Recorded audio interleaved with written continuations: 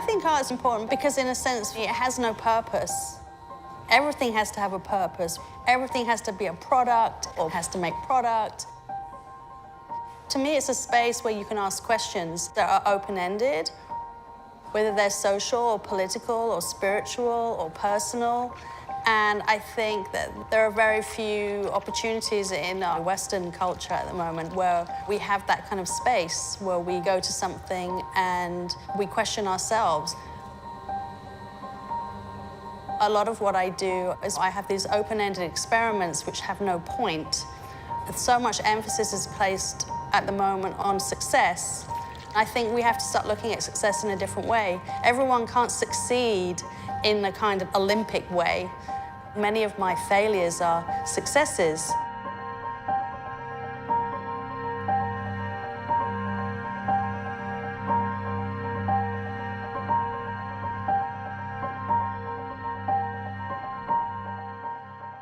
My parents work in the theatre, so I kind of initially thought that I would go into theatre design. So through college and after college, I supported myself working with an opera company. I think that working in theatre has really informed how I make my work. I don't really work in a studio. I work on projects with deadlines, and I make work for kind of exhibitions or opportunities that arise. So it's about putting together a team. So in a lot of ways, I think of myself really as a producer.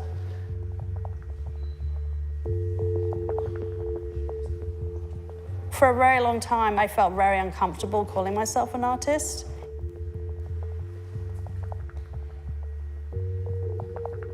And also, I have a really complicated relationship to objects, you know, wanting things and not wanting things. Then I had some very crude misreading of some feminist theory.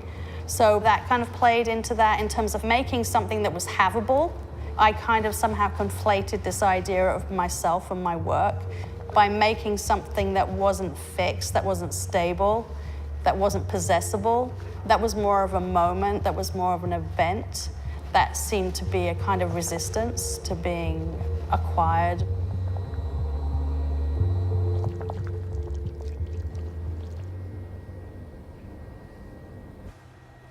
I really perform in public.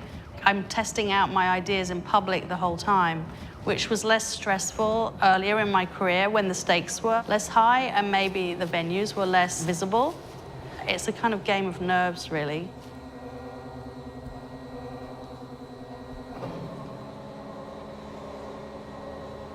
We took a thing from Google Earth of Devil's Tower in Wyoming and translated it into G-code. The machine thinks it's making one line. It takes about 80 hours to print one mountain. I'm curious to see what's going to happen now because so much of the base is misfired. The clay is doing what clay does, so the computer doesn't know when the clay is misbehaving. It doesn't wait for it or stop. So there's these two things that are going on kind of parallel and not necessarily really cooperating with each other.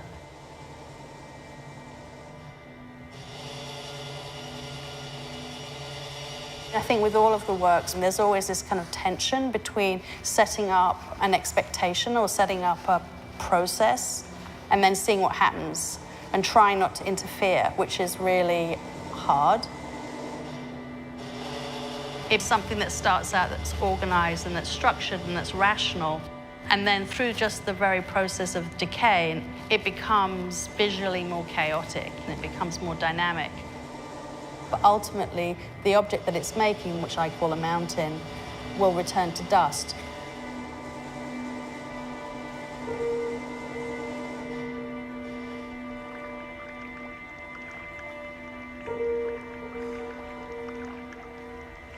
On one hand, I think the work's quite generous, and then on another hand, it's not generous at all. I don't think that art is there really for entertainment. I think you have to work. I had to work to make the work, and I think that the audience, the viewer, has to work a bit. I hope that the work is generous enough to get you hooked to then go away and think about it.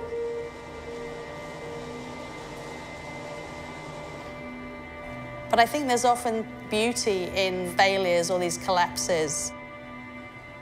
I was interested in that idea that I work with the material, I set it up, it's a collaboration or a conversation in terms of having an idea about what something might do, what the clay might do, and then I'm setting up this situation.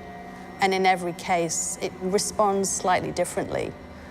So I can't totally guarantee the outcome. And for me, it's boring when I totally guarantee the outcome. You never know really where someone else is going to find inspiration. I think it's just about putting things out there and leaving enough space for people to insert themselves.